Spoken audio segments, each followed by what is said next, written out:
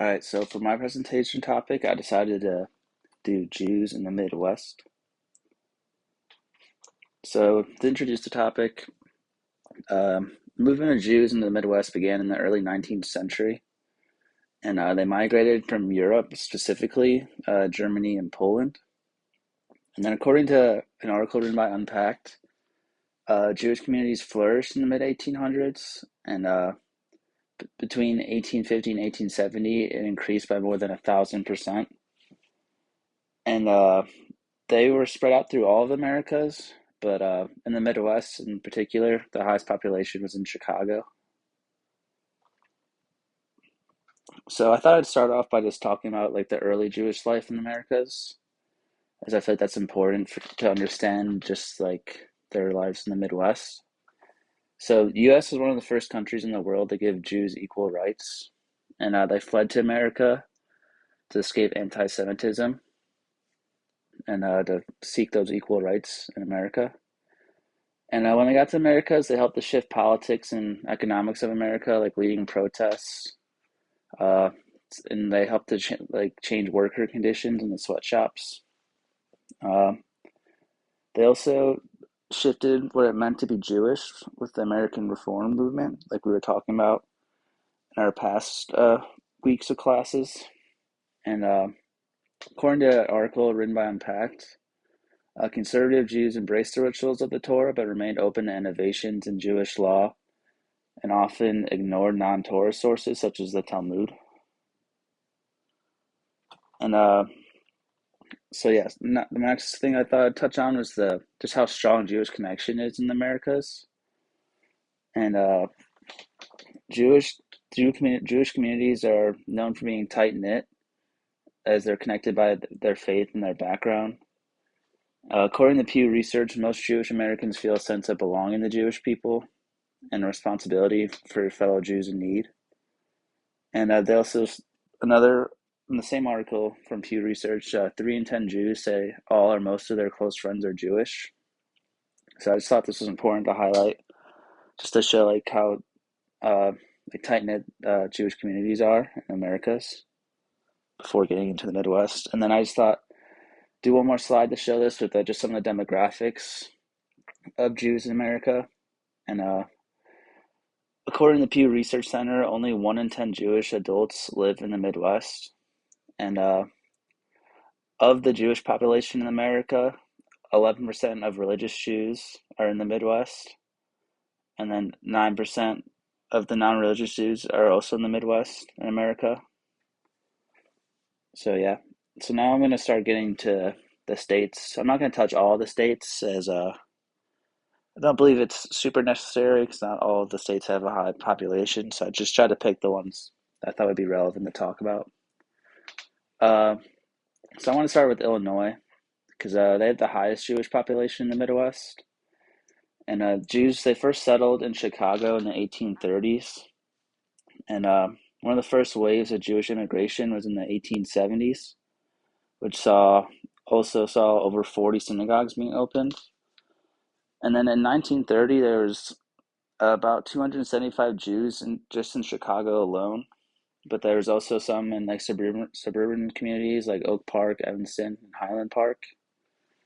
And then recently, they opened the Holocaust Museum in 2017 to preserve the stories of Holocaust survivors. And I actually went there one time because I'm from Chicago, and it was really cool. And I definitely would like to go again. Because it was like because of like the holograms and just all the cool stuff that was there. And the last fact about Illinois is that there's 297,000 Jews now, like as of 2020. So now I thought I'd just touch on Kansas. Um, the first Jewish settlers began arriving in 1854, and a lot of them were of German and Austrian origin. Uh, the first congregation there was in Leavenworth in 1857, and they opened the Jewish Community Center in Kansas City in 1917 to connect the Jewish community. And then, as of the early 21st century, there's 12 synagogues, 7 cemeteries, and several organizations devoted to Jewish life. So that's just a little bit of the historical insight into Kansas, as there's also a good Jewish community here as well at the University of Kansas. Uh, so the next state I thought I'd touch on is Minnesota. Jews have lived in Minnesota since 1849, and they came here to escape religious persecution, and they established their first community in St. Paul. Uh, Between 1884 and 1905, it was created. They created 11 Orthodox synagogues, and then through World War II, the north side of Minneapolis had the highest concentration of Jews in the upper Midwest, and they just worked blue collar jobs to support themselves.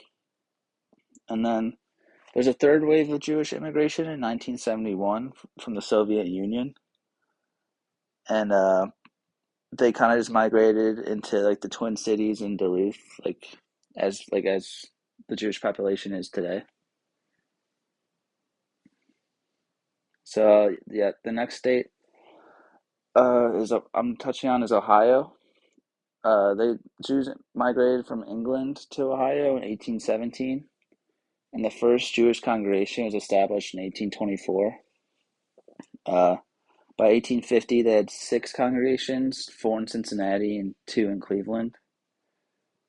And after the mid 19th century, uh, congregations started springing up a bit, and they became larger Jewish communities that created complex organizational structures, just like having hospitals, education systems, just like, stuff like that we see today. Um, the population continued to increase, especially after World War II, and they just spread out across metropolitan areas in Ohio, with the highest population being in Cleveland, which had about 81,000 Jews in 2001. Missouri. The earliest evidence of Jewish immigration here was in 1807, and the first Jewish religious services were held in 1836. They established the United Hebrew Congregation uh, in 1837, the following year, and then they made a temple in 1859. Then they started establishing more congregations in the 1880s, and by 1950, they started having regular services in places like the University of Missouri, Fort Leonard Wood, and Cape Girardeau. And then in 2020, there's approximately 64,000 Jews in Missouri and 12 synagogues. So that was just a couple of the states I saw I touch on. I just wanted to go over the history of them. And I got them all the information from that was from Jews Were Here as well. I forgot to mention that. But yeah, so I chose this topic because I'm from Chicago, which has a high Jewish population.